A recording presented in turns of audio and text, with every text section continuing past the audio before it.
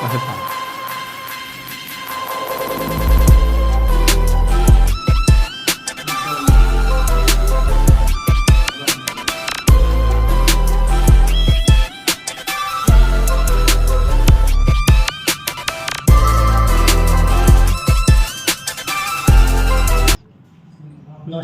मी सचिन शशिकांत पाटील, फुलगाव ग्रामपंचायत सदस्य फुलगाव। मी इथं ग्रामपंचायत कार्यालयामध्ये कामानिमित्त आलो असता ग्रामसेवक मॅडमचं कार्यालय आज बंद दिसलं मला।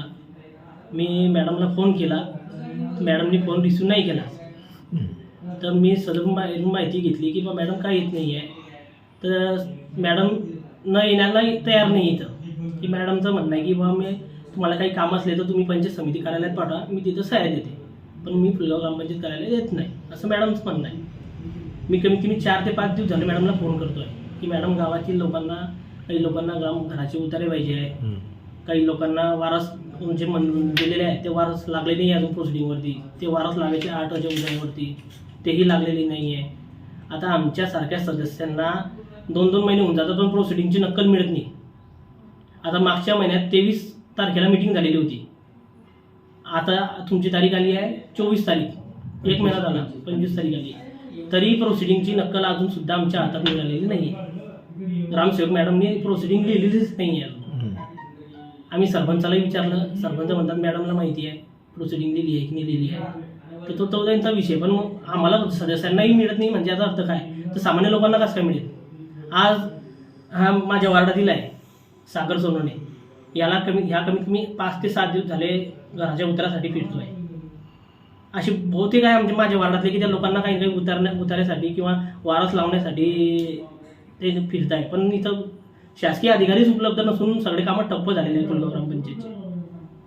तर विनंती आहे BDO साहेबांनाही की साहेबांना विनंती आहे की साहेब तुम्ही याच्याकडे लक्ष देऊन मॅडमवरती लागलं तर मॅडमची बदली करून टाका। आमची एक विनंती आहे, मॅडमला जर बदली हवी असेल इथून तर बदली करून टाका, असं माझी इच्छा आहे। BDO साहेबांना विनंती आहे की तुम्ही बदली करून टाका मॅडमची, कारण मॅडम इथं येण्यास इच्छुक नाही। मॅडमच्या या मनमानी कारभारामुळे गावाचा पूर्ण विकास थांबलेला आहे आणि इथं असं चाललेलं आहे राजकारण की दोघांची म्हणजे सगळे सदस्य सरपंचाचे यांच्यात वादावादमध्ये फुलगाव गावाचा विकास थांबलेला आहे आणि त्याचा फटका सामान्य नागरिकांना बसतो आहे। आज 2 ते 2.5 वर्षाले गावात विकास कुठं सुरत नाही आहे। माझ्या माहितीप्रमाणे ग्रामपंचायत याच्यामध्ये कमीत कमी 1 कोटी रुपयाच्या आसपास निधी शिल्लक आहे, तरी कुठेच काहीच कामाचा विषय होत नाही आहे। कारण की वादच वाद इतके चालले आहे इथं ग्रामपंचायत करायला की आमच्यासारख्या सदस्यांना असं वाटतं की राजीनामा देऊन टाकायचा। मागच्या टायमालाही मी आणि माझे सहकारी सदस्य कविता चौधरी, आता ते आज लग्न आहे म्हणून ते लग्नाच्या निमित्ताने ते येऊ नाही शकले, ते बाहेरगाव गेले लग्नाला, पण आम्ही दोघं सदस्याचा असंच विषय होतो आहे की कामं नाही होत असेल तर आपण राजीनामा देऊन टाकायचा, कारण जनतेमुळे आपण इथं या खुर्चीवरती बसलेलो आहे आणि जनतेचेच कोणतेच कामं जर होत नसतील तर न राहिलेलं बरं इथं।